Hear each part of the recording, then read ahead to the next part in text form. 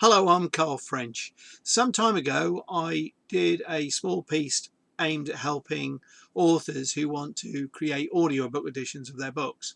And in it, I talked briefly about file formats. I was trying to steer away the technicalities, but I have had a few questions about that, not least because I probably didn't cover it as well as I should have done.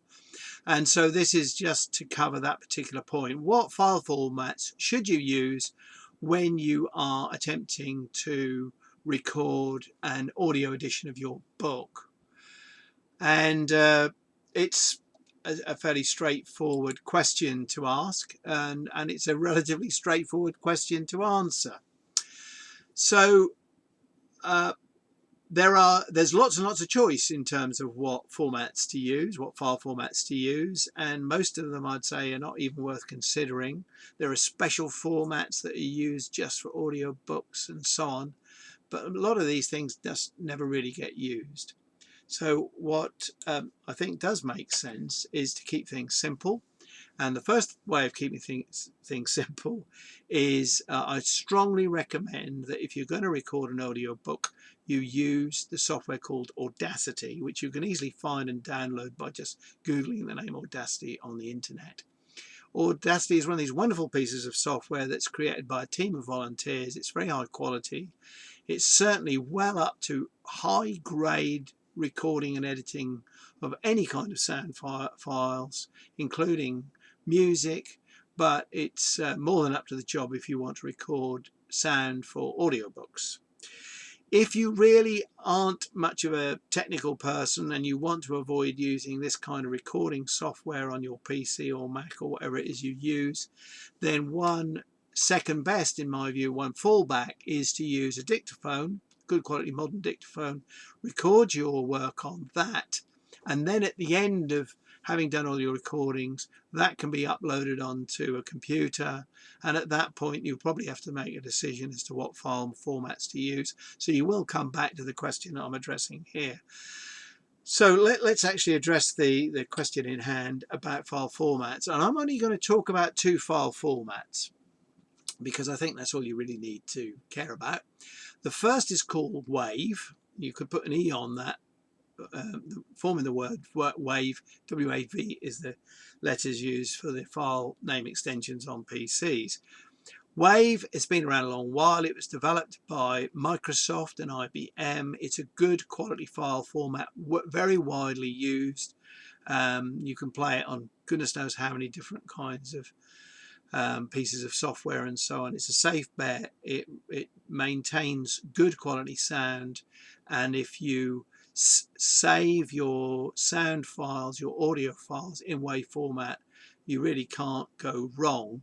Audacity, which I've already mentioned, enables you to export files to WAV file formats, and if I'm receiving files from an author, I prefer to receive WAV files because we know that we can then edit them if we need to, and off we go.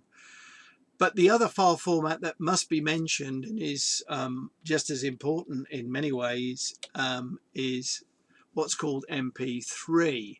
Now there's a long history to MP3 which I won't bore you with, but just to cover a few points in case you're confused by terminology and so on. There's a thing called MPEG, MPEG-1 and so on. MP3 is the modern sort of follow-up to that. That's sort of making a very short version of a very long story.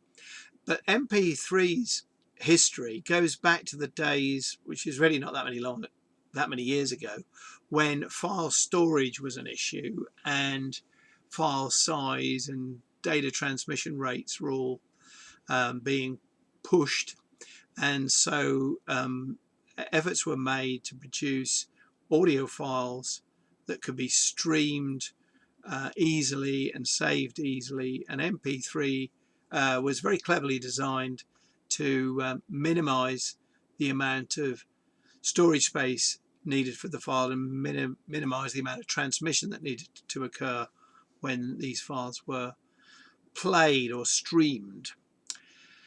But there was a price to pay for that, and the price is that MP3 file quality is really not as good as lots of the other file qualities. Some would argue that you won't hear the difference. I would say you can sometimes, particularly with music. When it comes to an audio book where somebody's speaking, you might be hard pressed to hear any difference in quality, so they're perfectly all right for audiobooks. But there is a loss. And one of the things, without getting technical, but it's a key point to understand, MP3 is what's called lossy. And that means that when it's saved, it compresses the sound and loses some of the quality. If you then edit the MP3 file again and save it, you will lose further quality. And if you keep doing that, editing and saving, you'll end up with something that's pretty awful. So it's not a great file format if you want to do edits, which is why I'd say avoid it in the first instance. Use Audacity, edit in Audacity, export to WAV, and when you finally finished and you've got a file that's not going to be published, then exporting as an MP3 file is a good idea, because that's the most likely bet to get out there on just about any kind of platform. So MP3 then is important often as the final file format. At the Endless Bookcase, when we're publishing audiobooks, that it's MP3 files that are the final file formats that we put together in a series of tracks for a book. But that's the very last stage for us. And so that sort of puts you in the picture of why we've got these various 5 formats and why they would be used. So that pretty well wraps up what I hope is a useful short piece to cover the whole issue of what the file formats are and which ones to use and why to use them and so on. To get more information, as you can just now see on the screen down there, please subscribe. And when you subscribe, remember to also click on the little bell, which means you'll be notified of further pieces. We produce a lot of material to help authors. I'm also producing a series of materials on the very issue of audiobooks. So do subscribe, click on the bell, and you won't miss anything that's coming up. Thanks for listening.